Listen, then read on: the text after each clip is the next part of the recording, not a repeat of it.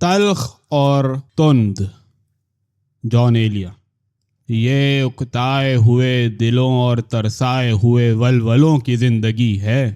گلیاں اس حقیقت کو چھپاتی ہیں اور بازار بے تکان جھوٹ بولتے ہیں۔ قد آور عمارتیں بینات کا آگا باندھے کھڑی ہیں۔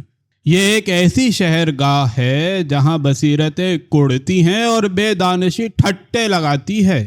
یہاں محروم اور درماندہ لوگ خود اپنی محرومیوں اور درماندگیوں کے جواز میں تلخ اور تند بحثیں کرتے ہیں اور اشتعال انگیز دلیلیں ڈھونڈ کر لاتے ہیں۔ لنگڑے بڑے سوچ بچار کے بعد اس نقطے کو پا سکتے ہیں کہ ہمارے لنگڑے پن ہی میں راستوں کے نشیب و فراز کی فلاح ہے، اور جن کی آنکھیں پھوڑ دی گئی ہیں وہ اس پر شکر گزار ہیں کہ چلو چکا چوند سے نجات پائی۔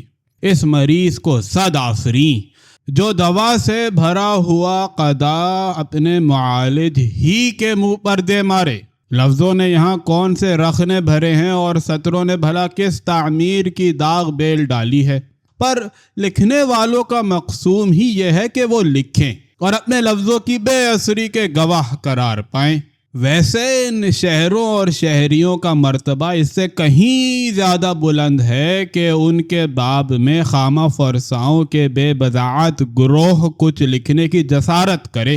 ہر حال میں قلم کی سرنوشت صرف گھسنا ہے اور روشنائی کی نمود صرف ضائع جانا، اور پھر ہم تو اس گروہ سے تعلق رکھتے ہیں جو لکھنے والوں میں سب سے حقیر اور پست ہے۔ ہم تو لفظوں کے محض بازیگر ہیں۔ پڑھنے والوں کی ایک تماشا پسند بھیڑ کو اپنے گرد اکٹھا کرنا ہمارا پیشہ اور خوش باش فرصتوں کو بہلانا ہمارا ہنر ہے۔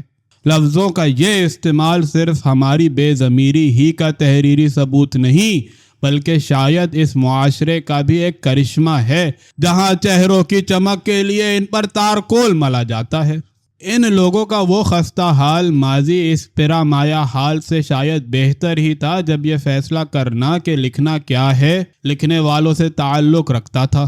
اب یہ فیصلہ کرنا کہ کیا لکھنا ہے اور کیا نہیں لکھنا ہر اس عزیز سے متعلق ہے جو الف کو بہرحال الف اور بے کو بہر طور بے ہی سمجھتا ہے۔ گزشتہ زمانہ لکھنے والوں کے ادہام کا زمانہ تھا اور یہ زمانہ پڑھنے والوں کے الہام کا زمانہ ہے۔ لوگوں کا احتساب حکومتوں کے احتساب سے زیادہ درست اور سخت گیر ہے۔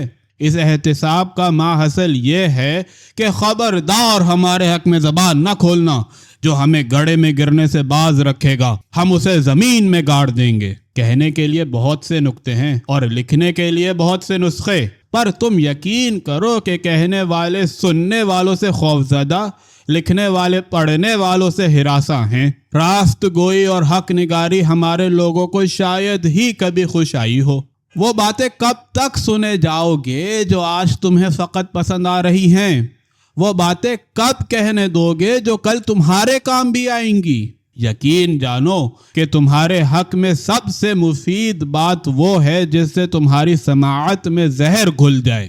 وقت کی اس پرامبوہ اجتماع گاہ کو اس چی بچی اور کف در دہن خطیب کی ضرورت ہے جو آ کر یہ کہے کہ لوگوں، جو باتیں تم خوش دلی اور شوق مندی کے ساتھ سنتے رہے ہو وہ سب کی سب جرم و خباثت کی زبان سے کہی گئی ہیں اور ہوس ناکی اور شر طلبی کے کانوں سے سنی گئی ہیں۔